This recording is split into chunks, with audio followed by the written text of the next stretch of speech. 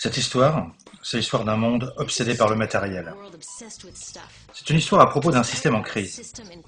On détruit la planète, on se détruit entre nous, et on n'est même pas heureux. Le point positif, c'est que lorsqu'on commence à comprendre le système, on entrevoit une multitude de solutions. C'est l'histoire des cosmétiques, la vérité sordide des toxiques. Vous savez, j'adore mon shampoing Pantene Pro V. Soit douzaine de produits cosmétiques que j'utilise chaque jour, c'est le seul dont je pourrais jamais me passer parce qu'il donne à mes cheveux ternes le brillant absolu. Mais comment ça marche? C'est ce que je me demandais l'autre jour. Alors j'ai décidé de lire la liste des ingrédients au dos. Sodium, laureth, sulfate. Tétrasodium EDTA. Et là je vous laisse déchiffrer, je n'arrive pas à le lire. C'est quoi ces ingrédients? J'ai donc apporté cette liste et mes produits à des scientifiques afin d'obtenir des explications. Mon Pantene Pro V contenait des substances cancérigènes, comme plein de produits dans ma salle de bain. Écran solaire, rouge à lèvres et même le shampoing pour mon bébé.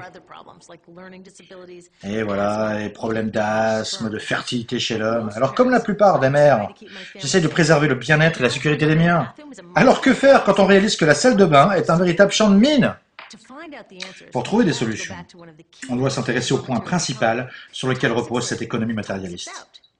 Si lors de la fabrication, on ajoute un produit toxique, comme par exemple dans un shampoing pour bébé, vous aurez à la sortie un shampoing pour bébé toxique, des produits toxiques dans le corps des ouvriers, dans la communauté, l'environnement et bien sûr dans le corps du bébé. Alors jetons un coup d'œil à cet environnement toxique dans lequel nous évoluons. Par exemple, la salle de bain. Chaque jour, en moyenne, une femme utilise 12 produits cosmétiques et un homme 6. Chaque produit contient au moins une douzaine de produits chimiques. Moins de 20% des produits chimiques utilisés dans les cosmétiques ont été testés sur la santé humaine. Donc on ne sait pas vraiment quels sont les effets de ces produits sur notre santé. Voudriez-vous voyager dans un avion dont seulement 20% des systèmes ont été contrôlés? Bien sûr que non.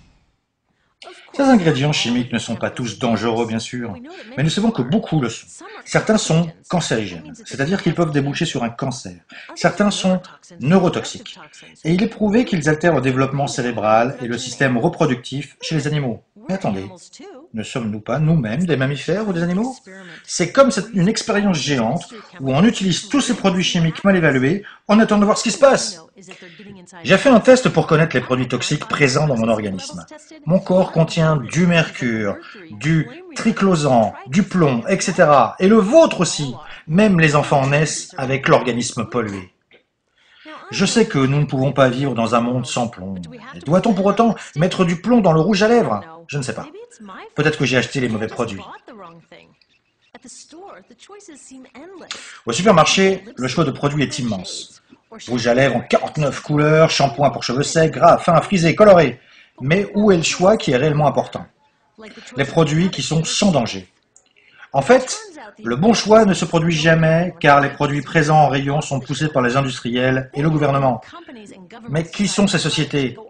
Par exemple, Procter & Gamble. Ce sont eux qui vendent Herbal Essence, le shampoing numéro 2 aux USA. Il contient des substances pétrochimiques toxiques, dérivées du pétrole. Depuis quand le pétrole est-il un végétal? Sous les étiquettes des produits cosmétiques, herbal, natural, organique, n'ont pas de définition légale. Ce qui veut dire que n'importe qui peut inscrire n'importe quoi sur une étiquette et ils le font. Imaginez-vous un best-seller s'appelant Petrol Essence. Le pire se trouve dans les produits de défrisage ou les crèmes éclaircissantes. These are super toxic, both in their ingredients and in the message they send about what beauty is. Tiens, Estée Lauder me propose de combattre le cancer du sein. Très bonne idée. Mais regardez, ils utilisent dans leurs produits des produits chimiques liés au développement du cancer. La meilleure façon de lutter contre le cancer ne serait-il pas d'enlever de leurs produits les substances cancérigènes? En fait, je n'ai le choix qu'entre des accroches marketing sur des flacons. Mais ces personnes, ces gars-là, disposent d'un vrai pouvoir de décision quant à ce qu'ils mettent dans les produits. Et ceci se passe là, dans les labos où ils élaborent leurs formules. Pourquoi les fabricants de cosmétiques utilisent tous ces produits toxiques? Essayent-ils de nous empoisonner? Pas vraiment. Ils sont encore dans un état d'esprit années 50, où les gens croyaient à une meilleure vie au travers de la chimie. Dans l'enthousiasme général, ils ont simplement oublié d'étudier l'impact de ces produits chimiques sur la santé humaine. C'était il y a des années, et pourtant aujourd'hui, on utilise peu ou prou les mêmes produits chimiques et toxiques. Aujourd'hui, les grands fabricants de produits cosmétiques nous disent que les doses de produits toxiques sont trop faibles pour être dangereuses. Ok, peut-être, si vous les utilisez une fois par an, mais ces différents composants toxiques sont utilisés tous les jours. Un peu de produits toxiques sous les bras, dans les cheveux, sur les lèvres, et les esthéticiennes sont en contact avec ces produits dangereux toute la journée. Les industriels sont habitués à travailler comme ça. Et malgré les informations scientifiques sur la toxicité de ces produits, il n'existe pas de loi pour les interdire. Alors vous vous dites, c'est pas possible que personne ne se soucie de la dangerosité des produits qu'on s'applique sur le corps. Non, définitivement non. Le Food and Drugs Administration n'évalue même pas le risque de ces ingrédients. Depuis 1938, ils ont interdit seulement 8 produits sur plus de 12 000 ingrédients utilisés en cosmétique. Ils ne souciaient même pas que l'ensemble des ingrédients soit listé sur les étiquettes. Là, nous serons d'accord qu'un peu d'intervention de l'État est nécessaire. Ce vide dans la réglementation laisse entrevoir un réel espoir pour cette industrie de la cosmétique. Ils établissent leur propre comité et édictent leurs propres normes. So the cosmetics industry is making the rules and then deciding whether or not to follow them. Donc vous voyez, ce n'est pas notre faute si ces produits cosmétiques toxiques finissent dans nos salles de bain. C'est à cause d'un système vicié et défaillant qui ignore ces règles simples du toxic in, toxic out. Mais nous pouvons agir. Il existe des ressources online qui nous permettent de nous protéger, et par exemple de détecter les bons produits disponibles sur le marché. Mais les vraies actions consistent à faire pression sur les acteurs de ce système. Parce que si nous voulons vraiment améliorer les choses, nous devons agir sur ces industriels au travers de lois. Les parents, les employés de ce secteur, demandons au Congrès de passer de nouvelles lois, donnons aux autorités compétentes le pouvoir de contrôler que nos produits de soins et d'hygiène sont sans danger.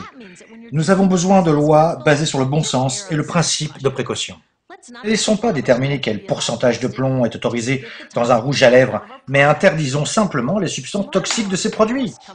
Certaines lois simples peuvent imposer aux industriels de sortir de cet état d'esprit années 50 et nous permettre d'être jolis et resplendissants sans produits chimiques dangereux.